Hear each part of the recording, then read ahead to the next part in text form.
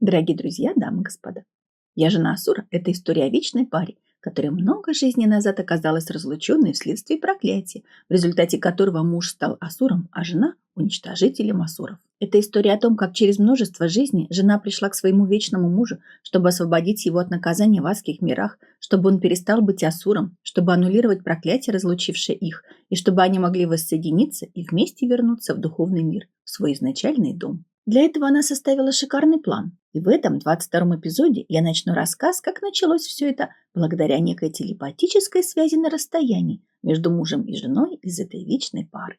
История «Я жена Асура» проявилась сама собой в ходе некого странного взаимодействия у меня с каким-то мужчиной на расстоянии, которое я описала бы как незримое подключение одного человека к другому на расстоянии, на каком-то мысленном энергетическом плане, причем без ведома и осознанного согласия на это того, кому идет это подключение. Это как удаленное управление компьютером. Это как хакерское вмешательство в вашу систему. Собственно говоря, в вас самих. Кого-то, кто находится далеко от вас, и про чье вмешательство в вашу жизнь, и даже про чье существование вы даже не догадываетесь. Это хакерское вмешательство, прямо говоря, в вас самих происходит удаленно, скрытно, не афишируется и без запредельной внимательности к мелким, незначительным с виду и как бы ничего не значащим деталям и изменениям в вашей жизни никак не может быть отслежено. Это можно было бы назвать телепатией, но это нечто другое.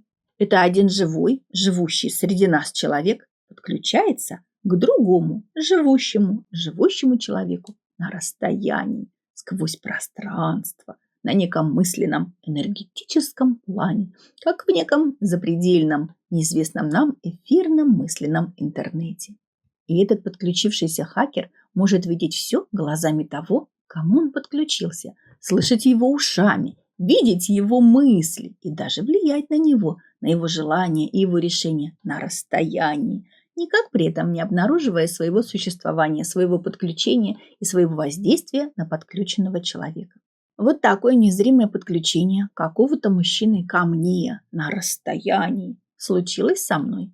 Каким-то чудом мне удалось отследить признаки этого незримого подключения ко мне и понять, что это такое. В процессе этого незримого подключения ко мне на расстоянии сама собой проявилась история разлученной вечной пары. Это совершенно запредельная история, в которой было открыто, как в далеких прошлых жизнях некая вечная пара была разлучена вследствие проклятия, в результате которого муж стал Асуром, а жена – уничтожителем Асуров. И более того, там было открыто, что это моя история, история моего существования в материальном мире.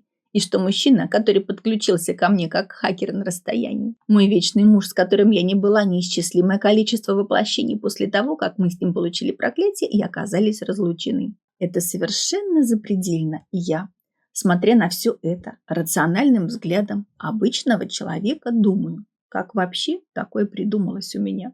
Как такое вообще возникло? Как мне пришла в голову мысль о каком-то подключении ко мне на расстоянии? И как это у меня стала складываться какая-то история с каких-то прошлых жизней, какой-то там вечной пары? И неужто все это может иметь прямое отношение ко мне? Это из области фантастики. Неужто такое вообще возможно? И тем более со мной.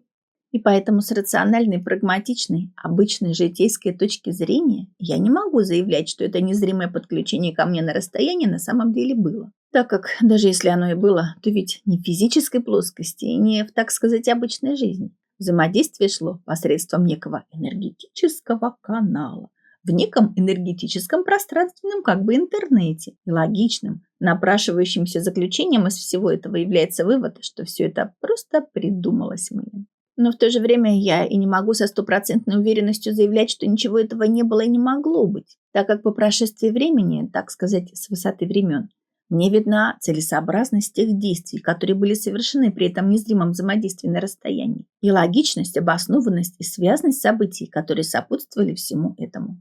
Там все логично, разумно, стройно, резонно, убедительно, объясняемо и понятно. Там каждый фрагмент имеет свое место, все детальки пазла стоят каждый на своей клетке, и выстроилась стройная, логичная и законченная картина. И поэтому я не могу сказать, что все это бредни или хотя бы полет фантазии. Тем более, что получилась история вечной пары, на придумывание которой моих мозгов точно не хватило бы.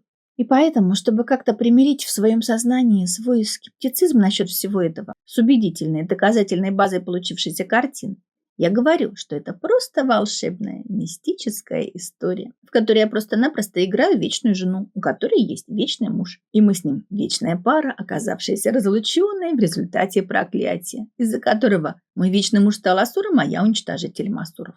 Я просто вживаюсь в роль и играю в самопроявленные сказки жизни. И в этой сказке я, будучи вечной женой из разлученной вечной пары, задолго до своего рождения в этом моем теле, еще до этого моего воплощения, составила план по воссоединению со своим вечным мужем. Для того, чтобы с него снялось наказание и мадутами в адских мирах, которые он заслужил, будучи асуром в ассурическом межзвездном десанте, а также для того, чтобы он перестал быть асуром, для того, чтобы он получил шанс воссоединиться со мной и вернуться вместе со мной в духовный мир. И следующие эпизоды моего романа «Я жена Асура» будут посвящены раскрытию пунктов этого плана. Плана, который закрыл бы страницы с нашим проклятием и разлукой и сделал бы совершенно невозможной нашу отделенность друг от друга. На этом 22-й эпизод моего мистического романа-ремейка «Я жена Асура» закончен. На сегодня все. С вами была Светлана Винодавани. Подписывайтесь на мой канал, чтобы не пропустить следующие эпизоды моего волшебного мистического романа-ремейка «Я жена Асура». Ставьте лайки, пишите комменты, делитесь с другими этим видео. Всего доброго. До новых встреч.